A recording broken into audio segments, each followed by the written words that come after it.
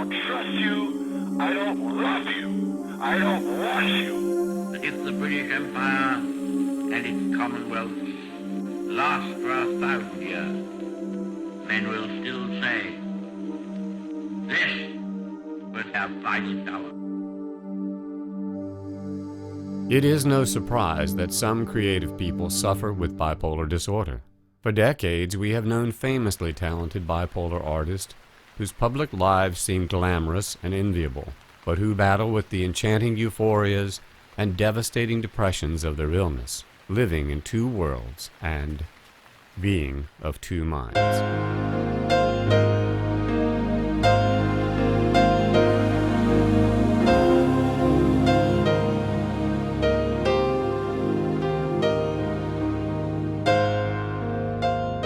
Philip Brubaker was diagnosed as bipolar 8 years ago while still in college. Today, he is a writer and successful filmmaker living and working in North Carolina. He takes daily medication to stabilize his mood. Well, I used to think that medication gets in the way of creativity. I think a lot of people do think that, but for people who actually take psychotropic medication, I think that we can all agree that that's just not true. Rian Jakes is a yoga teacher and performance dancer who has lived with bipolar disorder for more than 10 years. She has resisted taking prescribed medication and instead has used alcohol and other drugs to self-medicate. This has led to charges of driving under the influence, loss of her driving privileges, and alienation from her family. And I don't want to be on that sort of neutral, blah, blah, blah place. I don't... to bring the high to that place and the low up. I think I'd rather live through that, through the ebbs and flows.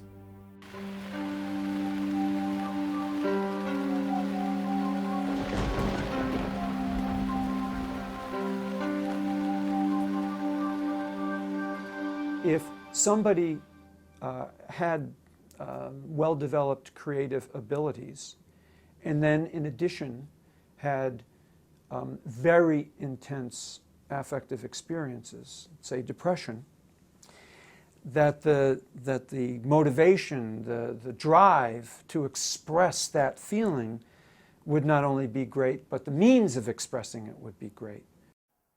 I don't know what it is about writing, but it can be very therapeutic when you're depressed. It may not be the kind of thing that anybody would ever want to read because it's too depressing. But for the person who suffers from depression, I think writing is one of the ways out. Since I got back from Esalen, my energy has been tenfold. I've lost more weight.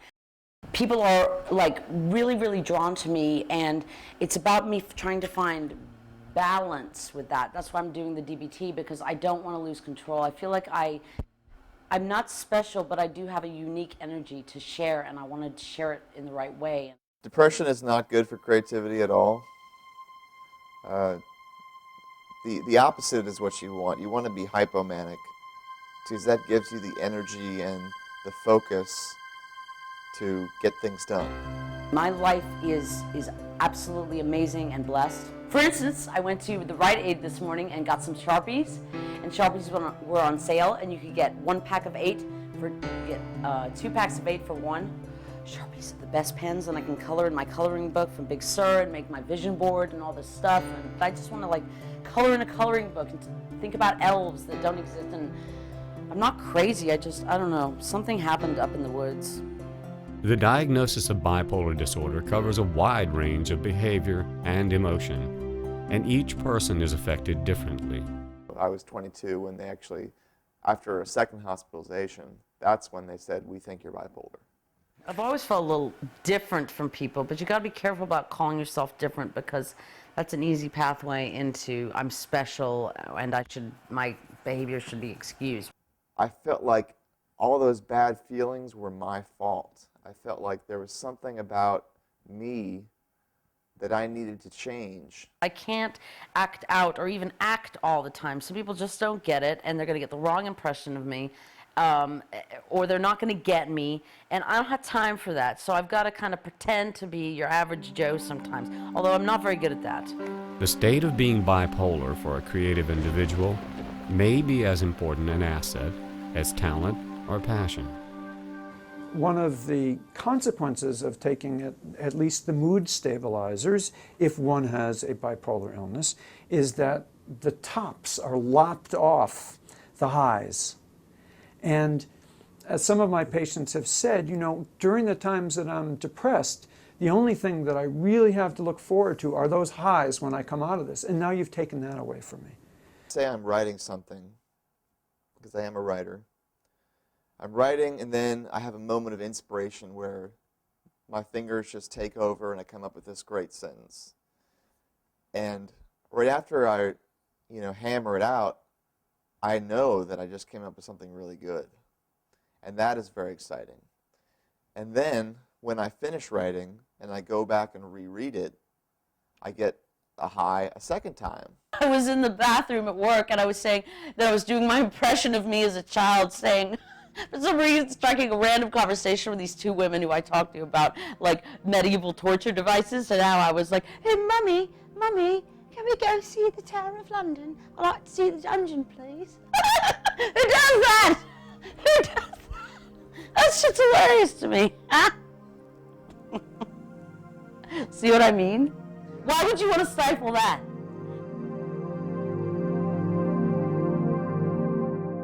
Some brain functions of people with bipolar disorder are different from those of the normal brain. Recent MRI studies suggest that brain centers controlling thinking and emotion, usually separate entities in the normal brain, are somehow closely connected in the brains of bipolar patients. So the difference between these two, they're both diagnosed with bipolar disorder. The individual on the left is a patient who is medicated and has been staying on their medication. And the individual on the right has been medicated but has been skipping. Philip and Rian were given the same problem-solving task during their MRI. The colored areas indicate the amount and location of brain functioning present during the task. So it's possible that the medications are maybe in a way normalizing his cognitive skills. Her disorganization may be visible in the fact that she does not show activation of these particular regions. When a diagnosis is made and treatment offered, for many creatives, this raises the issue of how powerful psychotropic drugs may alter or dampen their creative spark. Acceptance of this fact is often a contentious issue. I'm on a low dose of medication, and that's how I like it. And I still get lows, and I still get some highs. But I'm able to control, my own wellness, but that's only because I have the medication in place. What did medicine do for me? Well, it either did nothing because I didn't stand it long enough, or it just made me too hyper. It does nothing. You can stop taking your medication, and then you'll feel fine. And it'll seem like everything's okay. But it doesn't take long before the illness rears its head again. There's, you do coke, makes you feel good, and then the crash. I couldn't get out of that. I had to quit that cold turkey. And you realize, if you don't end up in the hospital, you realize, I really got to stay on this medication for the rest of my life. I'm all about this thing of taking care of your own shit, not involving people. That's my thing lately. Being bipolar, if you can manage it, if you can handle it, there is something kind of special about it. There's something very special about it. And some people use that specialness and look at it in a positive way. I have nothing but awesome, supportive people around me. It's true. I'm very blessed and lucky. It's my choice to be around these people, There's not negative energy around me. If there is, it's my doing, let me tell you.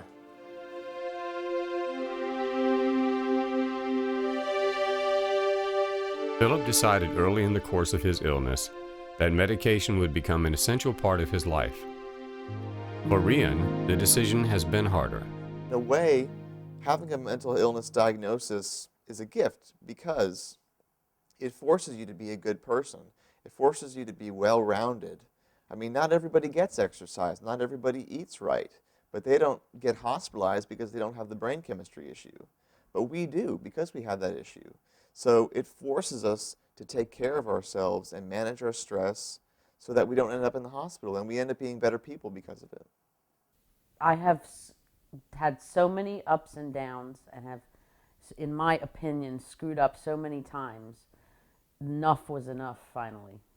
And if what it took was getting on medication and talking to a therapist, I was going to do it. I can say that things will be different because I'm doing different things to make them happen. I'm not self-medicating. Instead, I am on prescribed medications. I'm being seen by someone about that.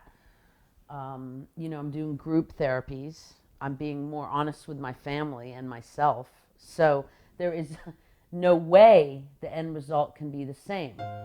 The links between bipolar disorder and creativity are becoming clearer with time, but we still face the question, will our attempts to ease the suffering of the disorder not only lessen the intense pain, but also douse the flame of creative drive? We must try harder to understand. On that, we are of one mind.